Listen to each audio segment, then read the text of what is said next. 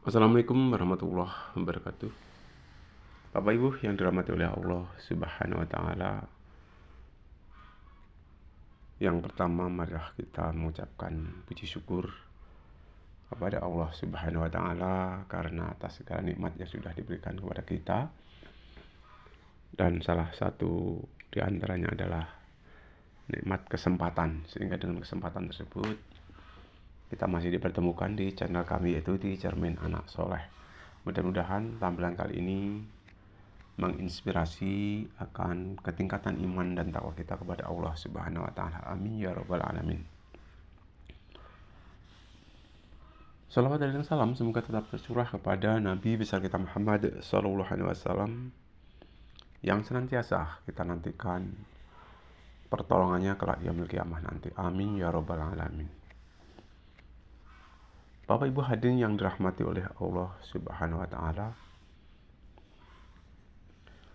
sering di dalam syair yang kita dengar kaitannya dengan obat hati, ya, dikatakan obat hati itu 5 perkaranya. Baca Al-Quran berikut maknanya. Yang kedua, kerjakanlah sholat malam. Yang ketiga, berkumpullah dengan orang soleh. Yang keempat, kerjakanlah berpuasa. Yang kelima, zikir malam perpanjanglah. Semuanya kalau bisa kita amalkan, insya Allah Ta'ala akan mengabulkan. Insya Allah Ta'ala meridhoinya. Itulah sebuah syair, ya, yang sudah sering kita dengarkan. Katanya obat hati itu ada 5 perkara, ya. Baiklah, di sini akan saya sampaikan sedikit keterkaitan dengan yang pertama, ya. Di situ dikatakan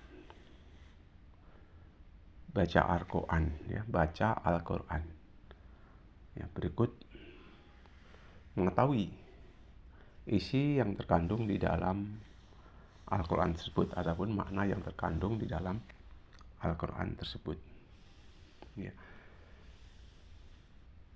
Perlu kiranya diketahui bersama bahwa Al-Quran itu merupakan kitab suci dari Allah Subhanahu wa taala, ya, yang diturunkan, ya, kepada Nabi Muhammad SAW dengan perantaraan malaikat Jibril, ya, dan untuk disampaikan kepada semua umat manusia di muka bumi ini untuk pedoman kehidupan mencapai kebahagiaan di dunia dan di akhirat. Ini adalah makna yang terkandung di dalam pengertian Al-Quran. Jadi kitab suci dari Allah Subhanahu wa taala yang diturunkan kepada Nabi Muhammad melalui perantaraan malaikat Jibril, ya, untuk disampaikan kepada semua umat manusia guna untuk mencapai suatu kebahagiaan di dunia maupun di akhirat kelak. Jadi sangat fundamental, ya, keterkaitan dengan Al-Quran ini. Bapak Ibu hadirin yang dirahmati oleh Allah Subhanahu wa taala, keterkaitan dengan beberapa hal yang boleh dikatakan keistimewaan, ya, boleh dikatakan fadilah, ya, dengan adanya Al-Quran tersebut, ya. Keistimewaan ataupun fadilah Al-Quran banyak sekali.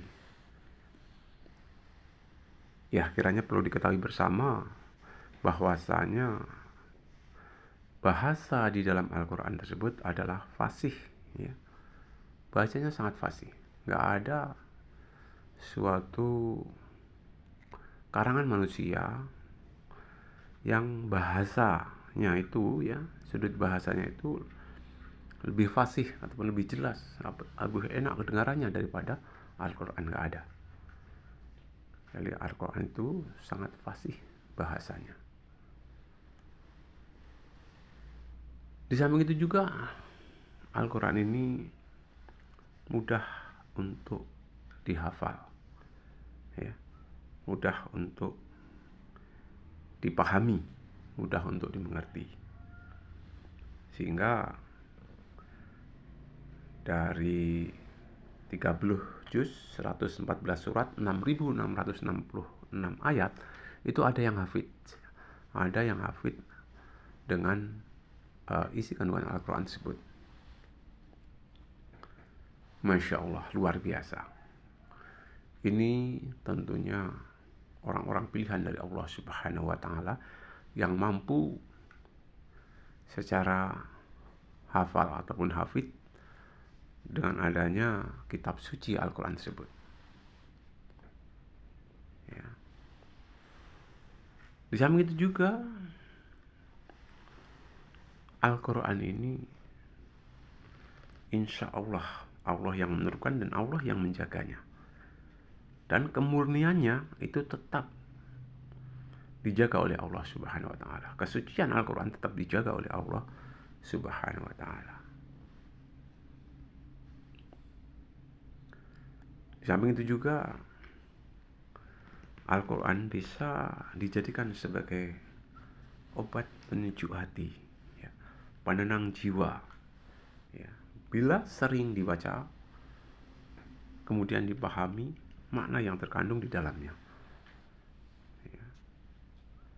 Insya Allah, ya, kalau kita sering-sering membaca Al-Quran, kita akan merasa lebih rindu lagi kepada Al-Quran tersebut.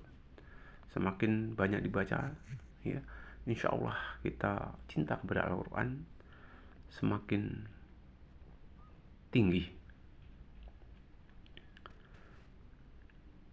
Hadirin yang dirahmati oleh Allah Subhanahu wa Ta'ala, kalau kita perhatikan makna yang terkandung di dalam Al-Quran tersebut, ya, itu sebagian besar ya perintah, ya larangan, ya anjuran, ya himbauan, ya, atau segala perilaku hidup dan kehidupan manusia sepanjang hidup di dunia ini hingga menuju ke alam baka, ya. Jadi Masya Allah, luar biasa.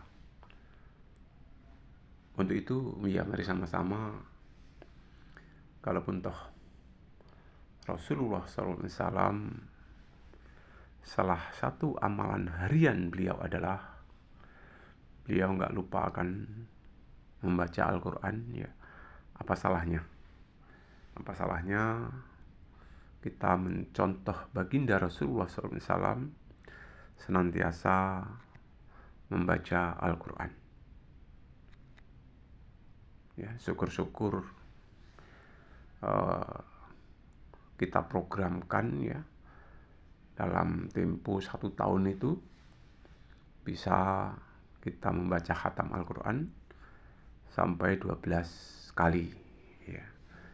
Kalau nggak bisa 12 kali, ya mungkin 11 kali, 10 kali, 9 kali, 8 kali, ya, 7 kali, 6 kali, kemudian 5 kali, 4 kali, 3 kali, ya minimal kalau bisa ya 2 kali dalam 1 tahun. Itu diusahakan. Ya kalau nggak bisa ya semampu kita. Yang penting kita berusaha untuk hobi membaca isi kandungan di dalam Al-Quran ataupun membaca Al-Quran. Mudah-mudahan sedikit ulasan saya bermanfaat. Saya akhiri. Assalamualaikum warahmatullahi wabarakatuh.